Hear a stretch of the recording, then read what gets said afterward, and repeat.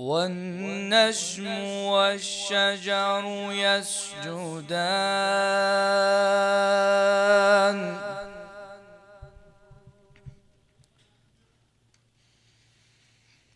والنجم والشجر يسجدان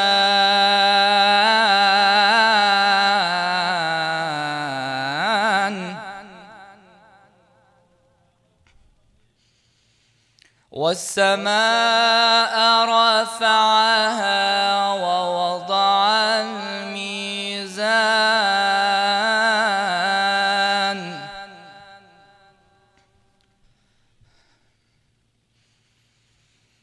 ألا تطغوا في الميزان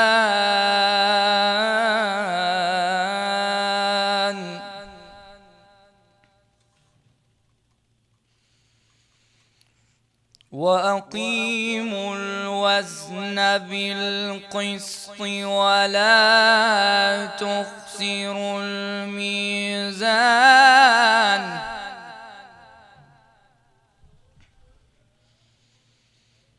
والأرض وضعها للأنام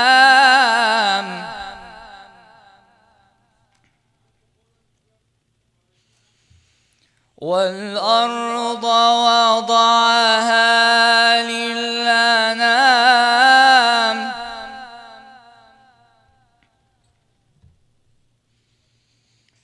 فيها فاكهة والنخل ذات الأكمام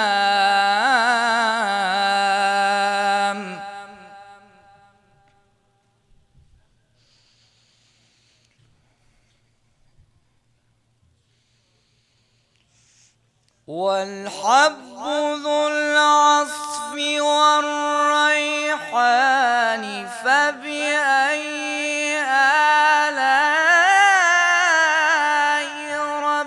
ربكما تكذبان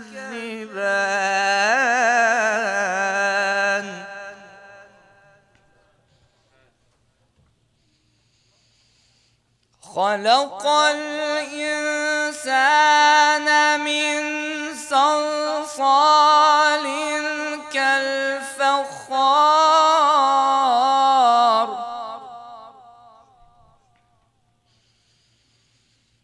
وخلق الجان من مارج من نار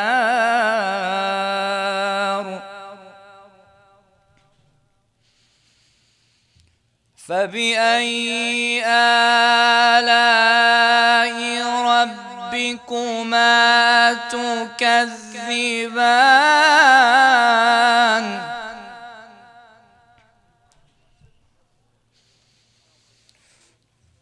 رب المشرقين ورب المغربين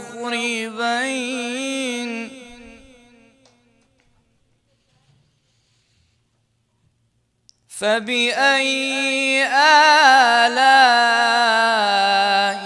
ربكما تكذبان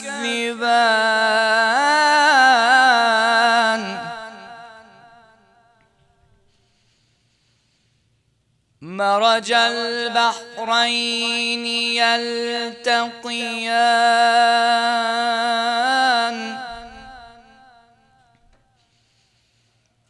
بينهما برزخ لا يبغيان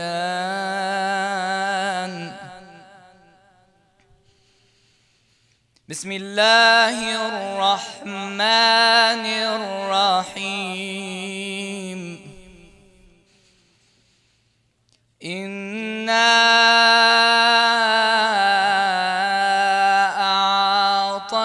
أعطيناك الكوثر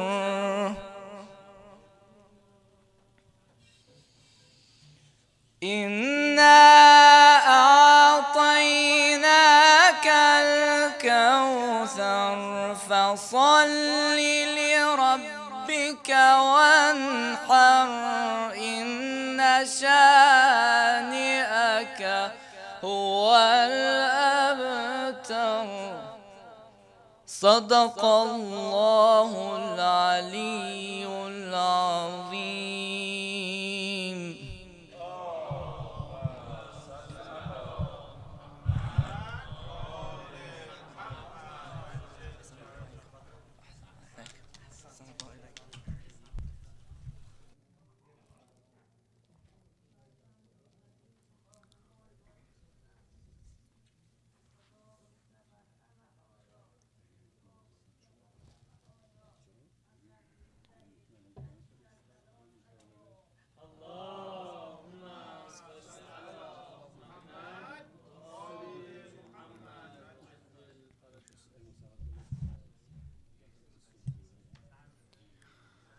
أعوذ بالله من الشيطان الرجيم.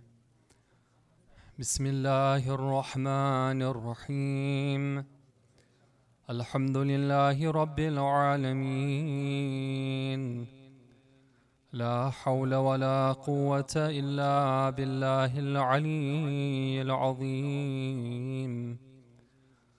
والصلاة والسلام على أشرف الأنبياء والمرسلين وخاتم النبيين والسيد المرسلين أبي القاسم محمد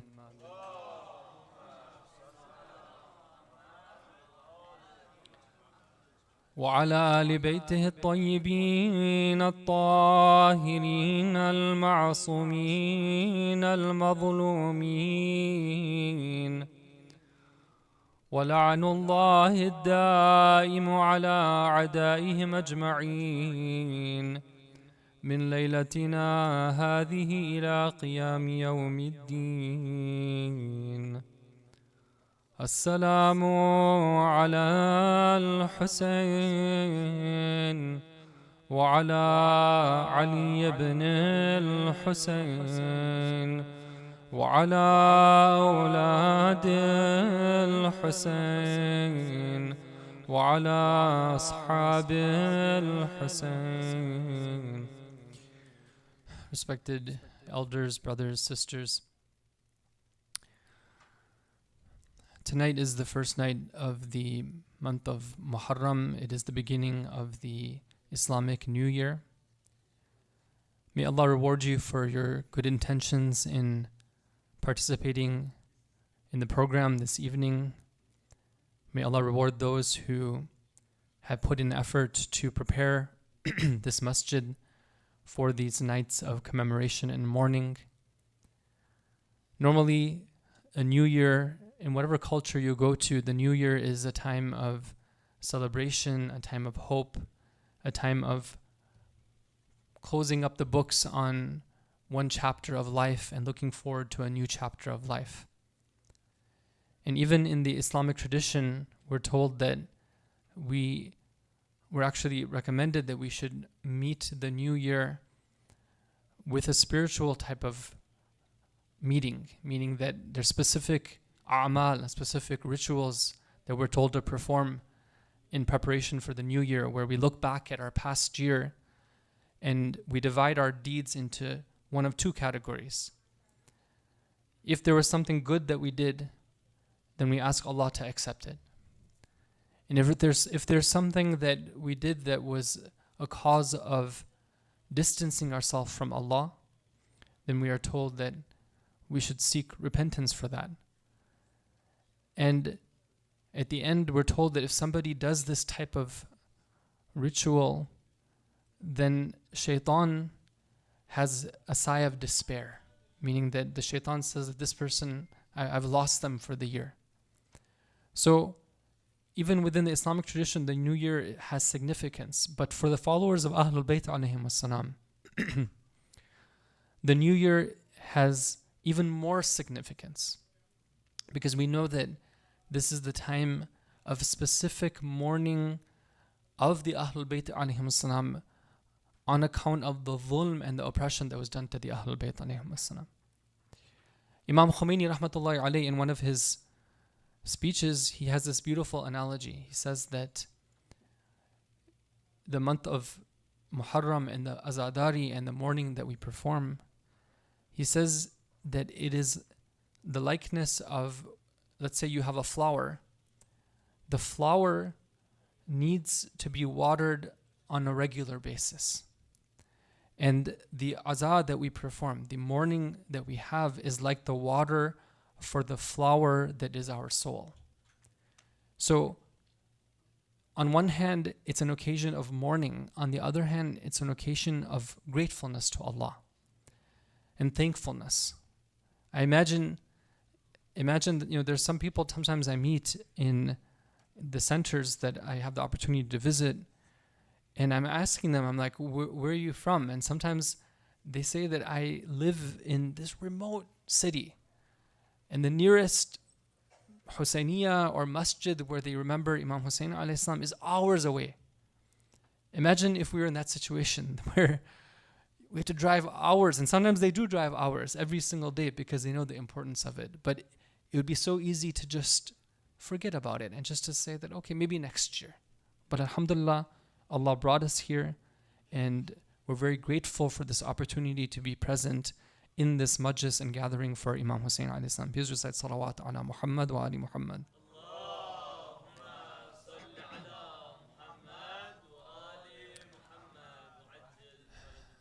Brothers and sisters, tonight I want to give a soft introduction to, you can tell I come from Silicon Valley here, So I want to give a soft introduction, inshallah, to my topic. But I want to first focus on some of the meaning and significance behind why we do what we do. This is a really important thing. Once in a while, we need to kind of look back and to say that, why is it that we're doing what we're doing? And can we maybe refine our technique? In every profession that you go into, any field, whether you're in a medicine or you're an engineer or you're an educator or whatever you do, there's always opportunities for you to go back and to do professional training. You're already in the field, but they say to take a few days off and look at what you're doing and try to see maybe there's a better way of doing what you already do. Now, alhamdulillah, here we have people who they're veterans, right? They've been doing this maybe for years. They have their black clothes ready. They have prepared their latmiyas. They know which night they're going to sponsor. Everything is set. Alhamdulillah. And it's etched within their identity to be a mourner for Imam Hussein alayhi salam. But all of us can perhaps use this opportunity to reflect and to see what is it that we can do perhaps in a more refined way with a deeper type of approach. And maybe the result will also be more profound, inshallah.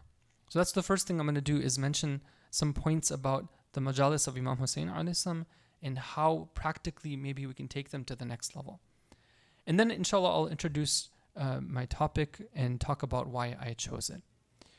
So when it comes to the majalis of Imam Hussein alayhi salam, I had an opportunity to go through some of the wisdom that's been offered to us by the greatest of our scholars. And I want to share with you some of the points that they mention regarding the majalis of Imam Hussein alayhi salam that may give us some point of reflection. Okay, the first point that I took from their words is that these majalis, these gatherings, have special sanctity. They have special hurma. Okay, now that might be something that's obvious for us, but let's reflect on that. Okay, what does it mean for a gathering to have sanctity, to have special hurma? There's a hadith that is narrated in our books about a majlis of Imam Hussein alayhi salam that was held in the house of Imam Ja'far as-Sadiq alayhi salam. Okay, our imams used to have majalis in their homes. Why would they do it in their homes? Right? One of the reasons was because they wanted to bring blessings to their homes. One of the other reasons was because at certain times, often, it was the case that the majalis were considered as revolutionary symbols.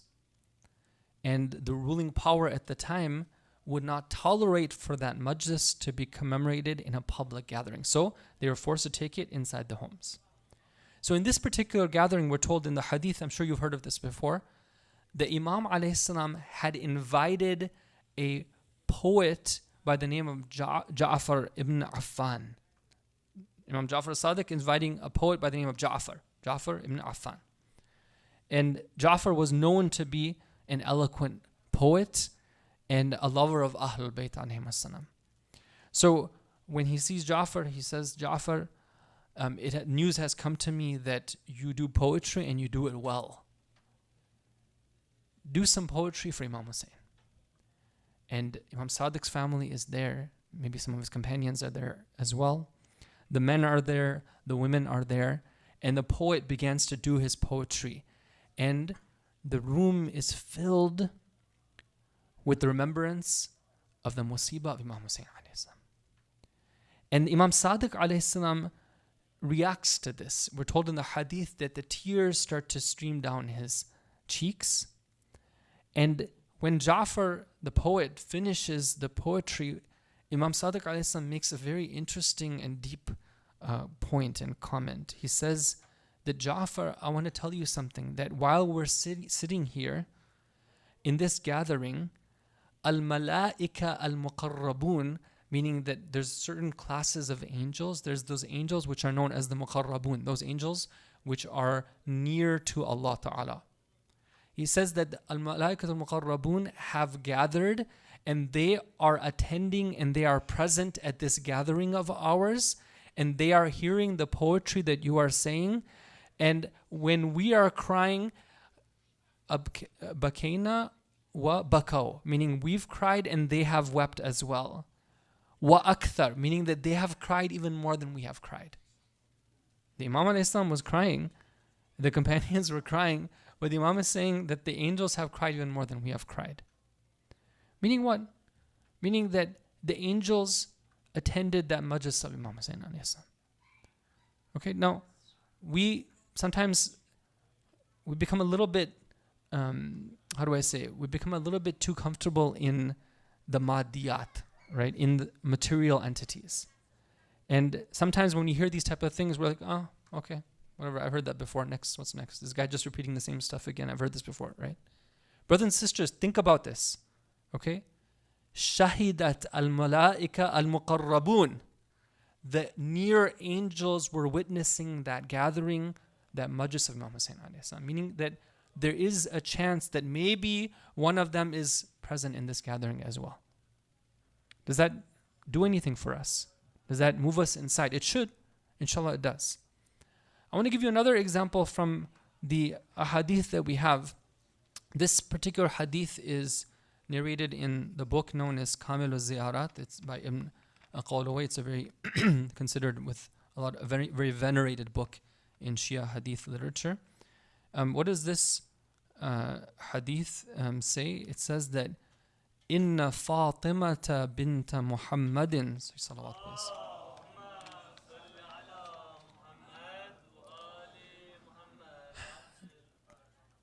تحضر لزوار قبر ابنها الحسين عليه السلام. What does it mean? It says that indeed Fatima, the daughter of, this is a hadith narrated from 60 Imam al-Islam. It says that indeed Fatima, the daughter of the Prophet, is present at the grave of her son Hussein alayhi salam on account of the zuwar, the visitors of that grave. Why is she there? Right? Why is she there? First of all, Fatima alayhi salam has passed away, right? She's shahida, right? So how can she be there? Obviously, what's meant here is a special type of spiritual presence. Why is she there? On account of the zuwar? The hadith continues that she is there فَتَسْتَغْفِرُ ذُنُوبَهُمْ. She is asking Allah for forgiveness on account of their sins. So somebody goes for the ziyarah of Imam Hussein alayhi salam, and suddenly the spirit of Fatima alayhi salam is accompanying that person, inshallah, if they're sincere in their ziyarah. Now, brothers and sisters, if somebody goes for the ziyarah and the soul of Fatima alayhi salam is there, then could it be the case that if somebody is attending a majlis of Imam Hussein alayhi salam, that perhaps the that they would receive the special inaya and special attention of Fatima? Perhaps it's plausible. It's very plausible that that would also be there. So when we say that the gathering of Majlis Imam Hussein Islam is to be treated with sanctity, it's a special gathering, I've given you these two hadith as a way of supporting and justifying that.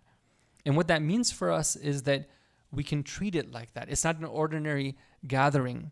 When we're coming to it, it's something which, even for our families, right? If we have children that we're bringing, if we want to invite other people, we say that, oh, this is not an ordinary gathering. I'm not inviting you to some building in some city where you can just come and then, hear some words and then have some food. No, we're going to a gathering which is a gathering which we don't even understand or fathom the spiritual power of such a gathering. Please recite salawat ala Muhammad wa ali Muhammad.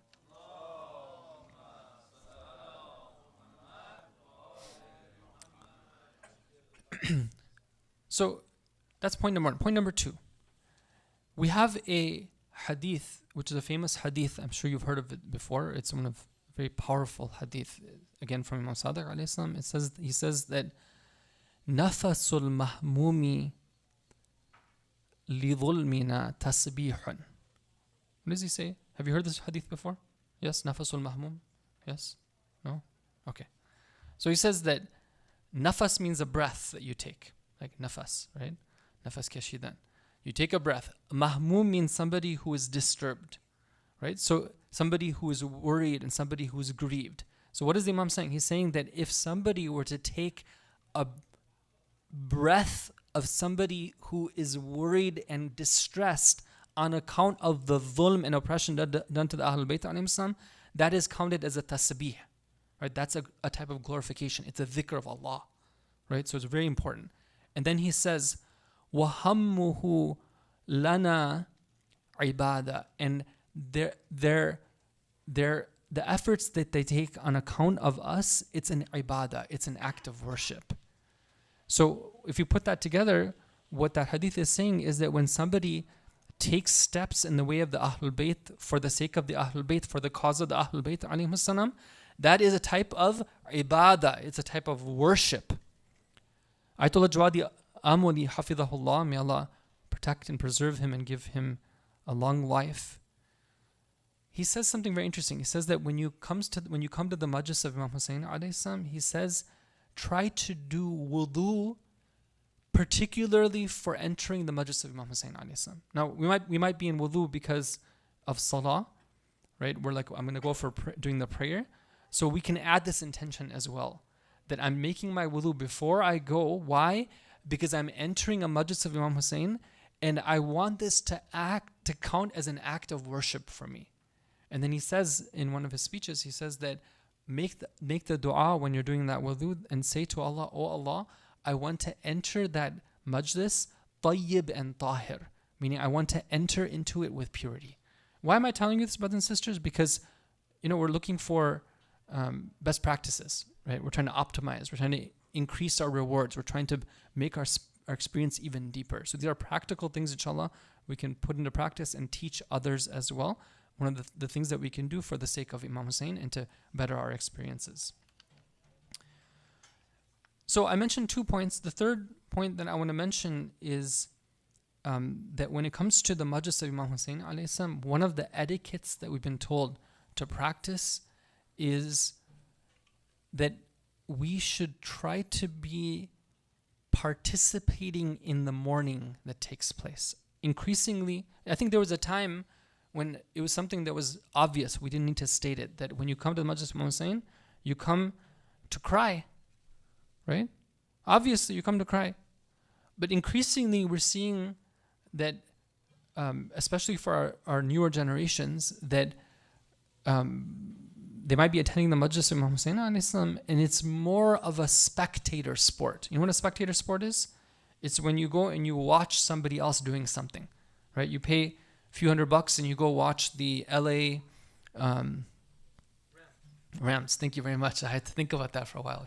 You watch the LA Rams do their football, right? So I don't know, maybe in LA they charge $500, right? You're paying $500. So are you going to throw a ball? Are you going to catch a ball? Are you going to run on the field? You get nothing. All you do is watch other people do that, right? It's a spectator type of thing. So sometimes the majlis of Imam Hussein alayhi salam, for some people, it's like, let me go in, right? I'll go for the thawab, I'll go for the cultural experience, I'll go for the religion, inshallah, I'll be counted somewhere. But a good portion of the lecture, I'm on my phone, right? I'm checking stocks, I'm checking LA Rams, what their score was in their football, whatever it's, right? And then I'm looking at all these people around me, I'm like, man, they're crying. Like, why are they crying? Like, you know, that person's crying, that person's like actually like bawling, tears, right? And I'm looking at other people do that. And that's my majlis experience. Brothers and sisters, one of the things our great ulama have emphasized is that do not make the majalis of Imam Hussein alayhi salam a spectator sport. You participate in there. You try your best to make it be an emotional experience for you. And I'm talking to myself first and foremost, right? I need to be looking at this as I'm emotionally involved and connected with it. Now, sometimes it doesn't happen, right? Maybe for some people, they're like, I don't really cry. I cry if I get hurt, right? But I don't really cry when I hear stories of people from the past, okay? So Ahlul Bayt have you covered, right? They've taken care of us even in that respect as well. There's a very beautiful discussion that I'm sure you've all heard before about this topic of buka and at-tabaki, okay? And I don't want to go into in too much detail here, but there's a misconception that some people have that if I need to go to a majlis of Imam Hussein and I need to pretend to cry. I need to make a big sort of show of it to make people think that I cry, and that's going to be something that will earn me the reward with Allah. Okay, that's actually a mistake.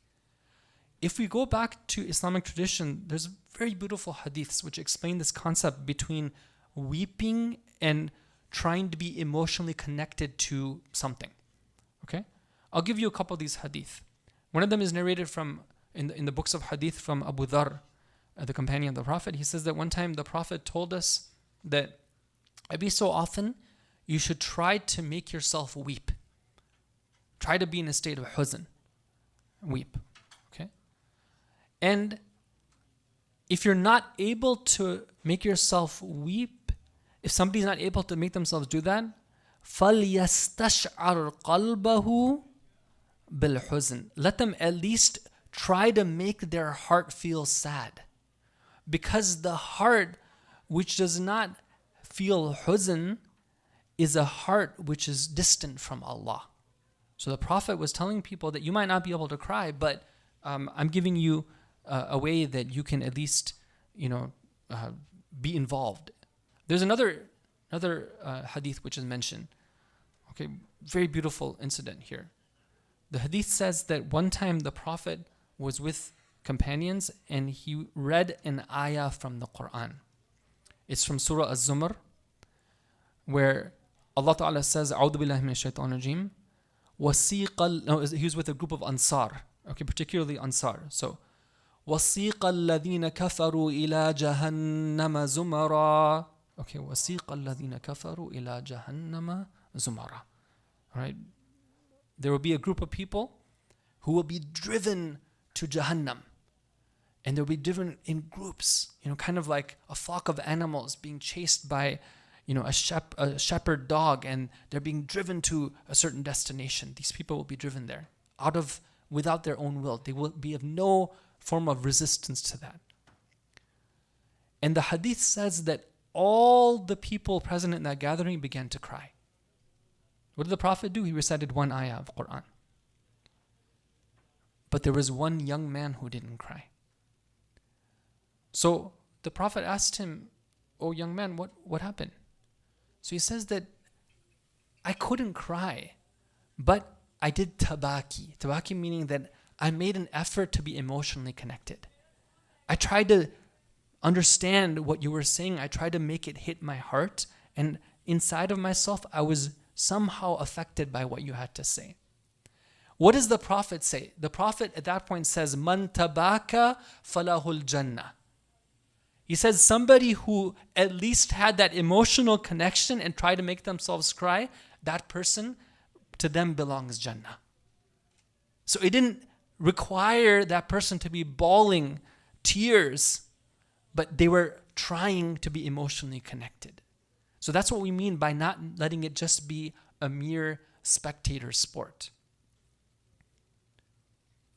That's one level of being involved, is crying. There's other levels as well, right? There's the level of being involved in terms of, trying to arrange things, trying to organize things. In the seerah of our great ulama, we have even some of the elderly ayatullahs, they would bend down and make sure the shoes of the azadaran were lined up properly.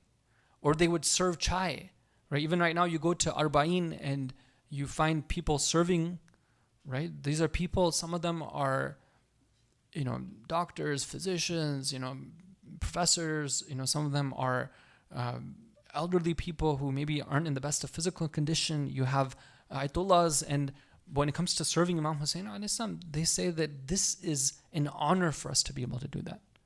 So we always want to look for those opportunities, inshallah. And of course, there's other ways of being involved that involved like understanding our responsibilities and responding to the Ahlul Bayt alayhim salam, which I don't want to get into at this point. Please recite salawat.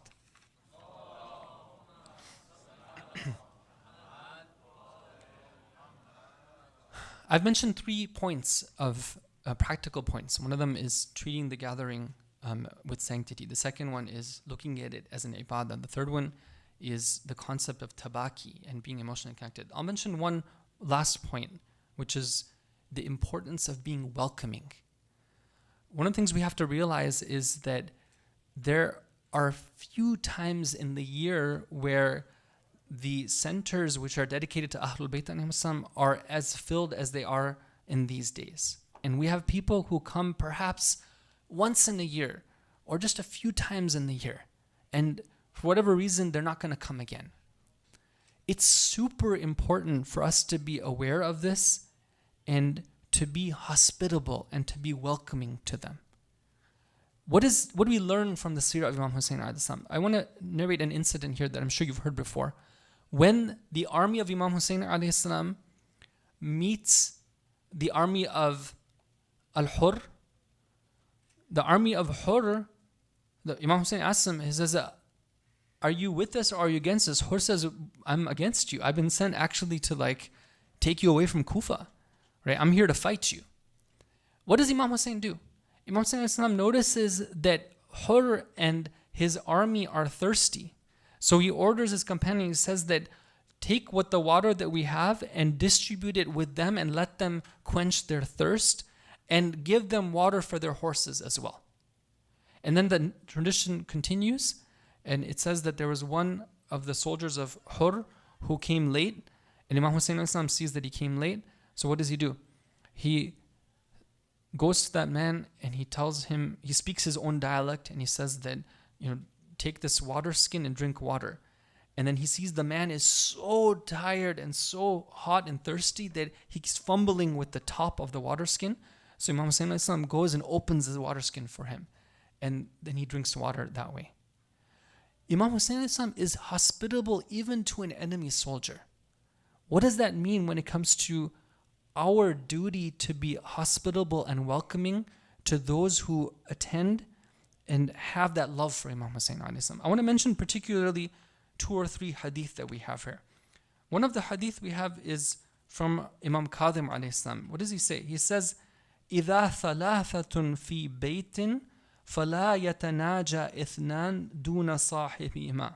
He says, if there's 3 people in a bayt. Now bayt sometimes means home in Arabic, sometimes it means room. Okay, let's say that it means room in this case. If there's 3 people in the room, what does the Imam Rada alayhi salam, Imam Kadhim alayhi salam, what does he say? He says, if 3 people in a room, 2 of them shouldn't whisper with each other.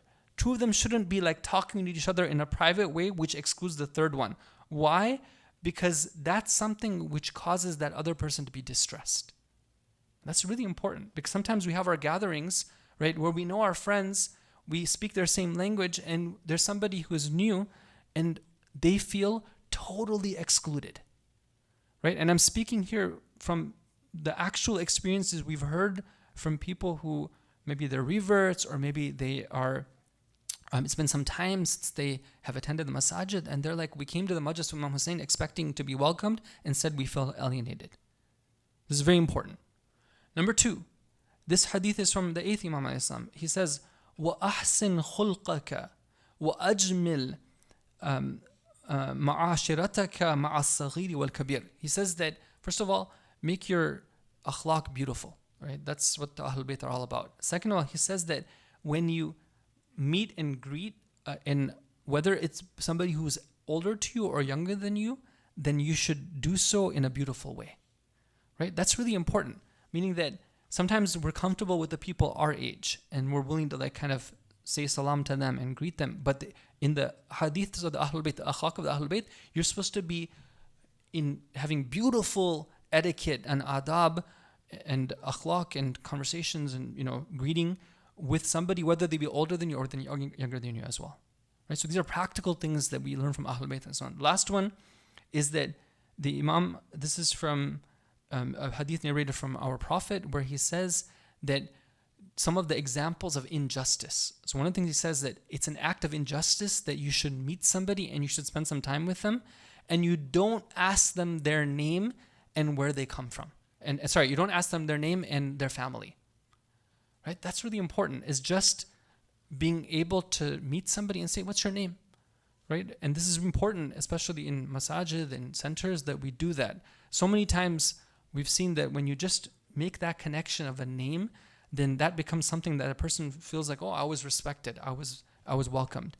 And that's another practical tip. Now finally, before I enter the dhikr musibat, one thing I wanted to just mention here is that the topic I've chosen, inshallah, for the upcoming nights is the topic of the divine promises of Allah. And why is it that I chose that topic? Inshallah, I'll get into it more tomorrow. But when we look at one of the teachings of Imam Hussein alayhi salam, Imam Hussein alayhi salam obviously wanted something from those around him, and he wants something from us. One of the things that Imam Hussein alayhi salam calls us towards is a deeper connection with our iman. Meaning that he calls us towards Allah and a deeper belief in Allah that affects what we do. Because what we saw in the time of Imam Hussein is that there's people who knew what was right, but they totally abandoned the path of right. So he wanted us to be people who knows what's right and also follows what's right. So one of the areas where we can deepen our iman is when it comes to the promises of Allah. And inshallah we'll get into that. The other reason has to do with the events that we're witnessing. When we look at what's happening in Gaza in particular, right, it's something which is undescribable, right? Absolutely undescribable. I was saying to our community up in the north that people were celebrating July 4th. I was woken in the middle of the night a few nights ago because of like loud bangs. And the reason for those bangs was people were, doing fireworks in the middle of the night, illegally. But it was just fireworks, right? So I was able to sort of shake it off and then just go to sleep. On night of 4th of July, I don't know about here, but there, the skies were filled with different colors and sounds. In Gaza, we have people who on a nightly basis, they hear these types of loud noises. On a nightly basis, they see these types of explosions and lights in the sky. But they're not just occasions that they can shake off. Those are things which are warnings, and they're things which are, they bring about a lot of worry, because they can be thinking that perhaps that's a missile which is aimed at targeting my home and my neighborhood. Maybe this is the last night. Maybe that noise is the noise of bullets of people and soldiers who are murdering my family members or my friends, or maybe they're aiming their bullets at me. And this is the type of world that we're living in. And at this time, it's particularly important for us to be very, very aware of the workings of Allah and how He does things and the promises that He's made, and to commit ourselves to believing in those promises and to remain steadfast in order for us to be able to do our part in this tragedy that's unfolding, this genocide, this Holocaust that's unfolding in front of us as we as we live through, in our side of this world. So the topic of divine promises, inshallah, is something which links the past to the present, which is what we want to be doing in our members. We don't want to just be stuck in the past. We want to, inshallah, be thinking about what is our responsibility in the current time as well. At this point, inshallah, I would like to move to the Messiah portion of tonight's program. Inshallah, you can help me with the salawat ala Muhammad wa ali Muhammad.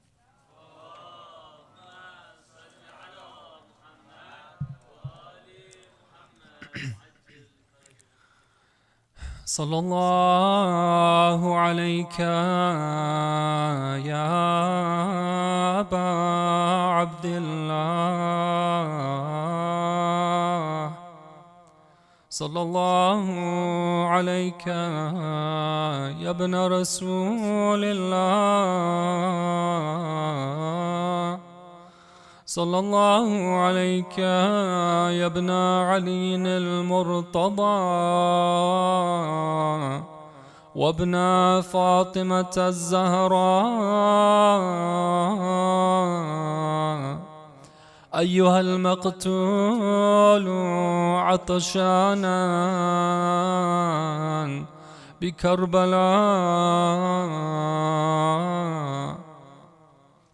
Peace and blessings be upon you, O Master of Martyrs, O Abu Abdullah al-Husayn. Peace and blessings be upon you and your noble companions who are buried with you in Karbala. On this first night of Muharram, we wish we could be there in Karbala, saying to you and saying to them, يا ليتنا كنا معكم فنفوز معكم فوزا عظيما. If only we could be with you and attain that great victory. صلى الله عليك يا مسلم ابن عقيل وهاني ابن عروة. Peace and blessings be upon the martyrs of Kufa, Muslim ibn Aqil and Hani ibn Urwa. Let us take our hearts to Kufa. Imagine that it's the 9th of Dhul Hijjah. What took place on the day before, Muslim ibn Aqil was the representative of the Imam. Imam Hussein alayhi salam sent him with a letter saying that this is my cousin. Not only my cousin, he's my brother. وَثِقَتِي مِنْ أَهْلِ بَيْتِي. He is the one who can be relied upon from the family of the Prophet. Muslim ibn Aqil was a representative of the Imam. He gathered the people together. Thousands of people were supporting him. But when he asked them to come and fight with Ubaydullah ibn Ziyad, there were only 6,000 who joined him. Later on, when he went to the masjid, they began to abandon him. When he finished his prayers, one report says that only 100 of them remain. When Muslim ibn Aqil reached the outskirts of the city of Kufa, he turned back. He saw that he was alone. Muslim ibn Aqil, the representative of the Imam, is walking the streets of Kufa alone. He finds a home to stay in on that night. He spends the night worshipping Allah. But eventually the soldiers of Ubaydullah find him. There's a battle that takes place. Muslim ibn Aqil fights so bravely, but eventually they capture him. They take him to Darul Imara. They take him to meet Ubaydullah ibn Ziyad. He speaks to him. He sees that Muslim ibn Aqil is very strong in his love for Imam Hussein. At one point he sees, however, that Muslim is crying.